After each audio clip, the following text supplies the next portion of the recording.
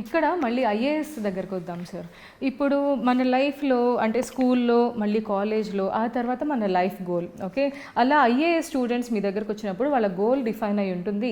So path మధ్యలో signals లేదంటే directions అనే దానికి మన స్ట్రక్చర్ ఉంది. ఓకే, లైక్ మీలాంటి వాళ్ళు ఉన్నారు మెంటర్షిప్లో.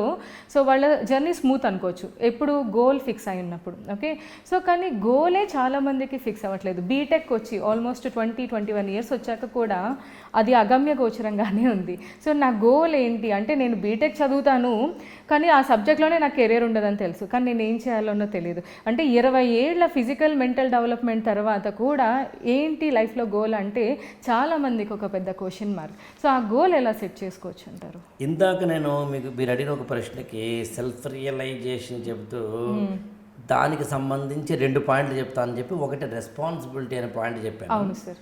ఇప్పుడు ఆ 2వ పాయింట్ దీనికి ముడిపెడుతూ చెప్తే సరిపోతుంది. Okay sir. యూజువల్లీనండి హ్యూమన్ బీయింగ్ ఎప్పుడైనా గుర్తుంచుకోండి, కంఫర్ట్లో ఉన్నంత వరకు సరిగ్గా పనిచేయండి. అవును సార్. అన్నీ అమరుతున్నంత వరకు, అన్నీ అమరవుతున్నంత వరకు. అమ్మేమో హార్లిక్స్ ఇచ్చి, నాన్నేమో ఫారెక్స్ ఇచ్చి, అక్కేమో ఫారెక్స్ కార్డు ఇస్తే వీడు ఎందుకు చదువుతాడు, వీడికి ఎందుకు గోల్ ఉంటుంది? అందులో మీరు ఎప్పుడైనా గమనించారా? డిస్టర్బ్డ్ ఫ్యామిలీస్లో ఉన్న పిల్లలు అవును బాధ్యతగా ఉంటారు, ఎక్కువ బాధ్యతగా ఉంటారు. అవును, అమ్మకో నాన్నకో ఎక్కువగా హెల్త్ ఇష్యూస్ ఉన్న పిల్లలు, అవును, వెరీ లో మిడిల్ క్లాస్లో ఉన్న పిల్లలు, అవును, లైఫ్ రియాలిటీని చూసిన వాళ్ళు, దగ్గరగా చాలా తొందరగా చూసిన వాళ్ళు నిజంగానే బాగుపడ్డారు. అండ్ అసలు బండి నడపాలంటే అందరూ కష్టపడాలి ఇంట్లో. ఇప్పుడు మనం ఇంట్లో వేసిన చెత్తని రోడ్డు వాళ్ళు తీసుకెళ్ళే ఉంటారు. అవును, వాళ్ళ ఇంట్లో అందరూ కష్టపడతారు. అవును సార్. కూలి పని చేసుకునే ఫ్యామిలీ అందరూ కష్టపడతారు. అవును, అంటే తప్పదు కదా, బిలో పవర్టీ లైన్ తప్పదు. వాచ్మెన్ ఇంట్లో అందరూ కష్టపడతారు. దారుణమైన విషయం చెప్తాను మీకు ఇక్కడ, చెప్పడానికన్నా ముందు ఇది ఎక్స్ప్లెయిన్ చేశానండి. అందుకని మనిషికి సెల్ఫ్ రియలైజేషన్ టువార్డ్స్ గోల్ కానీ, టువార్డ్స్ లైఫ్ కానీ, టువార్డ్స్ సొసైటీ కానీ, టువార్డ్స్ ఇన్స్టిట్యూషన్స్ కానీ, టువార్డ్స్ ఉమెన్ కానీ, టువార్డ్స్ ఎవ్రీథింగ్ కానీ రావడానికి ఒకటి రెస్పాన్సిబిలిటీ అయితే, రెండవది ఏంటంటే హార్డ్షిప్స్ ఇన్ ద లైఫ్, జీవితంలో వచ్చిన కష్ట. ఆ రెండు ఉన్నవాడికి గోల్ ఉంటుందబ్బా. ఓకే, కష్టాల వల్ల బాధ్యత తీసుకుంటున్నారు, గోల్ ఎలా వస్తుంది సార్? ఎప్పుడైతే బాధపడ్డాడో జీవితంలో కూడా 2 ఆప్షన్స్ ఉంటాయి. ఆ బాధలు కంటిన్యూ చేయాలి లేదా బాధలు డిస్కంటిన్యూ చేయాలి. కంటిన్యూ చేయాలనుకున్నాడు ఒకసారి పక్కన పెడదాం, డిస్కంటిన్యూ చేయాలనుకున్నాడు ఏం చేస్తాడు? Smart goal. అందులోంచి బయటపడాలి. బయటపడాలి ఏం చేయాలి? హార్డ్ వర్క్, స్మార్ట్ వర్క్, ఇంకో వర్క్ చేయాలి. చేసిన తర్వాత ఏం చేయాలి? ఒక గోల్ పెట్టుకోవాలి. గోల్ పెట్టుకుని డెవలప్ అవ్వాలి. ఆటోమేటిక్గా వాడు సెట్ అయిపోతాడు లైఫ్లో. కానీ అన్ఫార్చునేట్ థింగ్ చెప్తానండి మీకు, గత 10 ఏళ్లలో ఎవరెవరైతే ఇప్పుడు నేను చెప్పిన ఈ సో కాల్డ్ సొసైటీస్లో, అంటే హార్డ్షిప్స్ ఉన్న ఫ్యామిలీస్లో, అమ్మకి ఆరోగ్యం బాగుండదు, నాన్నకేమో అప్పులు ఉంటాయి, వాచ్మెన్గా అక్క పని చేస్తుంది, లేదా ఇంకొకటి చేస్తున్నారు, అన్నయ్య ఏమో డ్రైవర్గా పనిచేస్తాడు, ఇలాంటి చాలా అతి దారుణమైన కుటుంబాల్లో ఉన్న పిల్లలు ఇవాళ యూత్నే మాట్లాడేది, అంటే 15-16 సంవత్సరాలు దాటి 20 ఏళ్ళ మధ్య ఉన్న వాళ్ళు ఇవాళ ఇర్రెస్పాన్సిబుల్గా ఉన్నారండి. ఎందుకంటారు? ఎందుకంటే 2 కారణాలు ఉన్నాయి. ఒక కారణం ఏమిటంటే ప్రభుత్వాలు, గవర్నమెంట్స్ ఏం చేస్తున్నాయండి, రాజకీయ పార్టీలు ఏం చేస్తాయి, గవర్నమెంట్ అనే పదం కూడా వాడినాను, గవర్నమెంట్ చాలా గొప్పది. రాజకీయ పార్టీలు ఏం చేస్తున్నాయండి, వాళ్ళ బెనిఫిట్ కోసం ఉచితం ఏంటి, బస్సు ఉచితం, గ్యాస్ సిలిండర్ ఉచితం, అనకూడదు కానీ మన తెలుగు ప్రాంతాల్లోనే ఒక ప్రాంతంలో ఉచితం, అన్ని ఉచితమే. అవును, అసలే నాకు తెలిసి భూ ప్రపంచంలో ఇవ్వాల్సిన ఉచితాలు 2 అండి. అందులో మళ్ళీ ఒకటే, బట్ 2 అండి. ఇంకేం ఉచితం ఇవ్వకూడదు ఈ భూ ప్రపంచంలో ఎవరికైనా కానీ, ఆ ఆదాయ మార్గం లేని వాళ్ళకని. ఫస్ట్ ఆరోగ్యానికి సంబంధించింది. అసలు ఈ దేశంలో హెల్త్కు సంబంధించింది తప్ప మిగతా ఏది ఉచితం ఇవ్వక్కర్లేదండి. ఇంకొంచెం ఇవ్వాలంటే ఎడ్యుకేషన్. ఆ ఎడ్యుకేషన్ కూడా మీరు నమ్ముతారు లేదో ప్రైమరీ ఎడ్యుకేషన్ వరకే. అందు మీ వెస్టర్న్ కంట్రీస్ చూడండి, ప్రైమరీ ఎడ్యుకేషన్ అంటే 15-16 సంవత్సరాలు వచ్చేంత వరకు ఉన్న ఎడ్యుకేషన్ అత్యంత తక్కువగాను ఫ్రీగాను ఉంటుందండి. ఆ తర్వాత ఫీజులు పేలిపోతూ ఉంటాయి. ఎందుకంటే 16 సంవత్సరాలు వచ్చిన తర్వాత 17 సంవత్సరాలు వచ్చిన తర్వాత సంపాదించు, ఏం చేస్తావు, నీ ఫీజును కట్టుకోవాలని సంపాదించు, దేహాన్ని అడుక్కుంటావా, ఫీజు తగ్గించు, నాకేమో ఇంకోటి తగ్గించు, ఏం అడుక్కునే కార్యక్రమం ఏంటి, ఆత్మగౌరవం ఏమైపోయింది, వెన్నుముక ఎక్కడ పెట్టుకున్నావు. సో అందుకని ఇవాళ సొసైటీలో పిల్లలకు ఒక కారణం రాజకీయ పార్టీలు, ప్రభుత్వాలు ఫ్రీ బీస్ ఇవ్వడం వల్ల అంతా ఈజీగా వస్తుందిలే అనుకునే ఒక తత్వం. రెండవది social media, internet, cell phone. ఎందుకంటే ప్రతిదీ ఈజీ అయిపోయింది.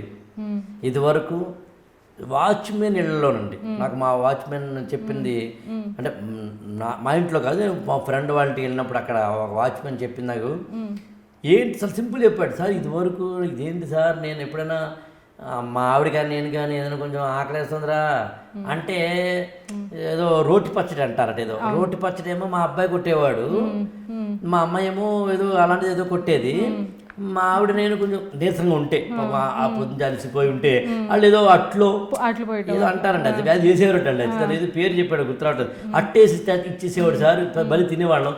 ఇప్పుడు మా ఆవిడ స్విగ్గీ జొమాటోకి ఆర్డర్ ఇస్తున్నాడు సార్, స్విగ్గీ జొమాటోకి ఆర్డర్ ఇస్తున్నాడు, అయిపోయా. ఇక్కడ మళ్ళీ అదే సార్, ఇప్పుడు గవర్నమెంట్ అయినా లేదంటే పొలిటికల్ పార్టీస్ అయినా ఇప్పుడు ఫ్రీ ఎడ్యుకేషన్ అనే దానికి వస్తే అంటే ఓకే పవర్టీలో ఉన్నా కూడా హై క్లాస్ ఏమంటారు స్మార్ట్ మొబైల్స్ కొనుక్కుంటున్నారు, పవర్టీలో ఉన్నా కూడా స్విగ్గీ జొమాటోల వైపు మొక్కు చూపుతున్నారు, ఎవరు కష్టపడటానికి రెడీగా లేరు. మరి ఈ వీటికి డబ్బులు వస్తున్నాయి కాబట్టి ఎందుకు మేము ఫ్రీ ఎడ్యుకేషన్ ఇవ్వాలి అనే క్వశ్చన్ వచ్చినప్పుడు, యాక్చువల్గా ఫ్రీ ఎడ్యుకేషన్ అనేది ఏంటంటేనండి, ఎవరైతే నిజంగా అర్హులో వాళ్ళకి ఇవ్వచ్చు. ఫ్రీ ఎడ్యుకేషన్లో కూడా చిన్న క్లాస్ అంటే దానికోసం పెద్ద కష్టపడక్కర్లేదు. అరే బాబా బిలో పవర్ట్లేదు నువ్వు ఈ ఏడాది బీటెక్లో ఫస్ట్ ఇయర్లో జాయిన్ అవ్వు, ఫీజు కట్టు, నెక్స్ట్ ఇయర్ అన్ని మార్కులు అన్ని పేపర్ పాస్ అయితే నెక్స్ట్ ఇయర్ నీకు ఫ్రీ లేదు అని అది బాగుంటుంది, అది బాగుంటుంది. దాని ఒక హెల్త్ అండి, హెల్త్ దగ్గర మాత్రం హెల్త్ కూడా బాగా డబ్బు ఉన్నోడికి మాట్లాడలేదు నేను, బాగా డబ్బు ఉన్నాడు అమెరికాలో చేయించుకుంటాడు సార్, అవును అవును, కానీ డబ్బులు లేనివాడు హెల్త్ ఈజ్ ఇంపార్టెంట్ అండి. అవును, అది మిడిల్ క్లాస్ కూడా హెల్త్ లో డెఫినెట్ గా గవర్నమెంట్ సపోర్ట్ కావాలి. రాజకీయ పార్టీలు ఏవి ఫ్రీ ఇవ్వను, ఒక హెల్త్ విషయంలో మాత్రం నేను చూసుకుంటాను, చాలా భరోసా సార్. మిడిల్ క్లాస్ వాళ్ళకి అప్పర్ మిడిల్ క్లాస్ వాళ్ళు కూడా ఎఫర్ట్ చేయలేని పరిస్థితుల్లో ఇప్పుడు మనం ఉన్నాము. అదే సింపుల్ యాక్చువల్లీ, ఎన్ని డిసీజెస్ ఉన్నాయండి, ఎన్ని అంతు పట్టని రోగాలు ఉన్నాయండి. హాస్పిటల్స్కి వెళ్తే అప్పుడప్పుడు అండి నిమ్స్ కానీ ఇలాంటి వాటికి వెళ్తే మనకి నాకు తెలిసి మనిషి మనసున్నవాడెవడు బయటకు వస్తుంటే ఆనందంగా అయితే రాడండి, ఉత్సాహంగా రాడండి, డల్ కూడా కాదండి, నిరుత్సాహపడటం కాదు, డేలా పడిపోవడం కాదు, కళ్ళల్లో నీళ్లతో వస్తాడండి. నిజమే సార్. దీనికి ఒక ఎగ్జాంపుల్ ఏంటంటే అంటే ఇప్పుడు అనారోగ్యంతో లోపలికి వెళ్ళాక ఆరోగ్యంతో బయటకు రావడానికి బిల్లును చూసాక ఆరోగ్యంగా బయటకు వస్తున్నా ఆనందం కనిపించట్లేదు సార్ బిల్లు కట్టేటప్పటికి. ఆ భారంతో బాగున్నారని ఆనందపడాలా లేదంటే ఇంత బిల్లు అయిందని ఆలోచించాలా అనే పరిస్థితిలో అదే కట్టిన వాళ్ళకి. అందుకని అంటే ప్రభుత్వాలు అలా ఎందుకు ఉన్నాయంటే మళ్ళీ కామన్ మ్యాన్ కారణం అంటారు, కానీ నేను ఒప్పుకోను.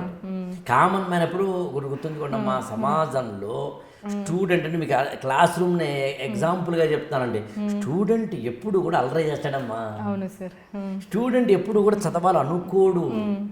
సమాజం అనే క్లాస్ రూమ్లో స్టూడెంట్స్ అనే సామాన్యమైన వాళ్ళు, ఇక్కడ సామాన్యం అంటే నేను ఏ క్లాసు ఏది చెప్పట్లేదండి, చాలా సింపుల్, లో ఐక్యూ హైయర్ ఐక్యూ అండి, అది కూడా చెప్పరండి, రెస్పాన్సిబుల్ ఇర్రెస్పాన్సిబుల్ అండి, అది కూడా చెప్పరండి, అప్రోప్రియేట్ ఇన్అప్రోప్రియేట్. తగిన విధంగా నువ్వు ప్రవర్తిస్తున్నావా లేదా, తగిన విధంగా ప్రవర్తించని బీటెక్ చదివిన సాఫ్ట్వేర్ ఎంప్లాయ్మెంట్లో ఉన్న 3 కుర్రాళ్ళు ఒకే బైక్ మీద వెళ్ళినా వాళ్ళు ఈ దేశానికి ద్రోహులే. ఒక ఏమీ చదువుకొని ఒక మామూలు పళ్ళ వ్యాపారి నిజాయితీగా పండ్ల వ్యాపారాన్ని చేస్తుంటే ఈ దేశభక్తుడే.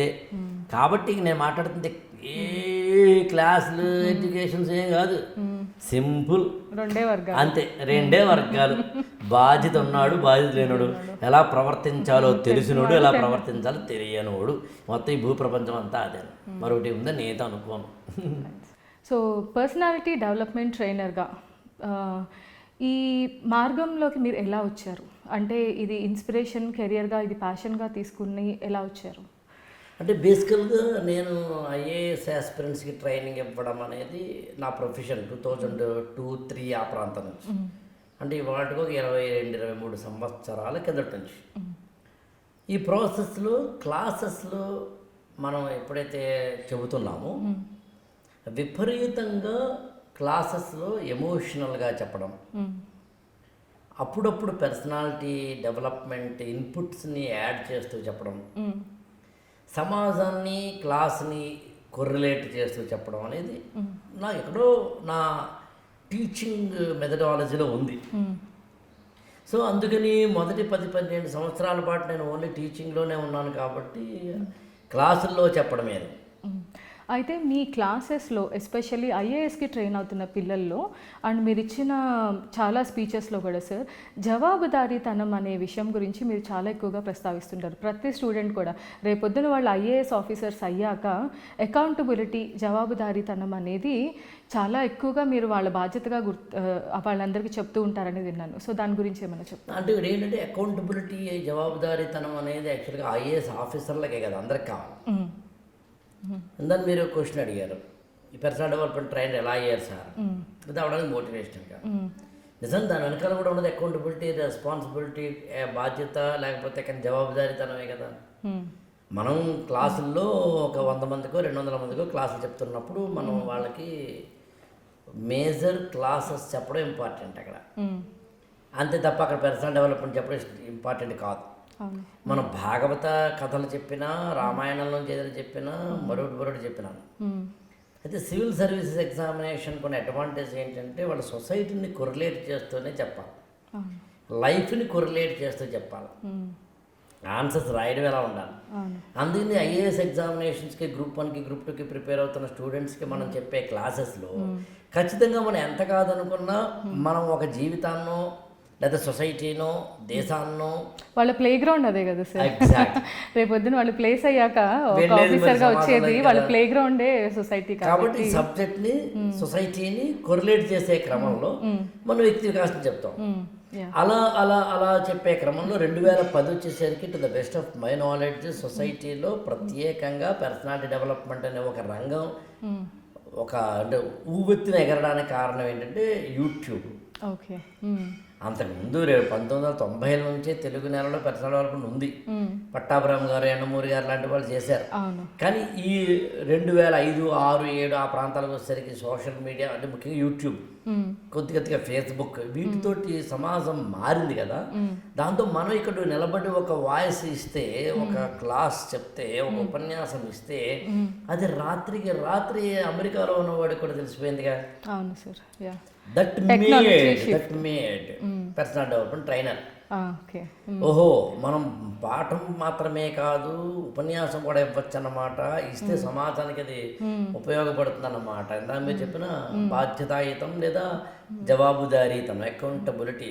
అకౌంటబిలిటీతో సొసైటీ అనుకున్నప్పుడు ఉన్నంతలో మంచి చెప్పే ప్రయత్నం చేయడం. Right sir.